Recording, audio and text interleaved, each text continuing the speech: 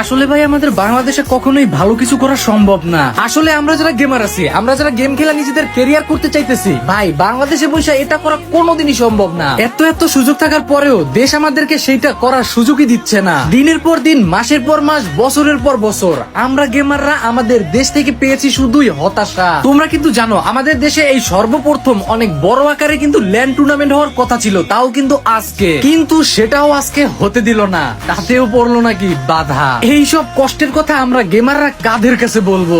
এর উত্তরটা আমরা কাদের কাছেই বা পাবো? যাই হোক, ভিডিওটা তোমরাই দেখো। আর হ্যাঁ, 5 লাখ ফ্যামিলির অনেক কাছাকাছি আছি, যদি পারো ফলো করে দিও। মন মেজাজ আর ভালোই নাই। আমার পেছনেই আইসিসিবি অর্থাৎ international convention centre of Bashundhara, যেখানে আজ অনুষ্ঠিত হবার কথা ছিল free fire world series 2026 Bangladesh পর্বে গ্র্যান্ড ফাইনাল। আজ এবং কাল এটি অনুষ্ঠিত হবার কথা ছিল, কিন্তু গত বছরের মতো এই বছরও সব আনুষ্ঠানিকতা সম্পূর্ণ হবার পরও ঠিক আগ মুহূর্তে স্থগিত হয়ে গেছে এই ল্যান্ড টুর্নামেন্টটি। একটু যারা ই স্পোর্টসের খবরাখবর রাখেন তারা অবশ্যই জানেন যে বাংলাদেশে এখন পর্যন্ত ই স্পোর্টসের কোনো ল্যান্ড টুর্নামেন্ট অফিসিয়ালি অনুষ্ঠিত হয়নি।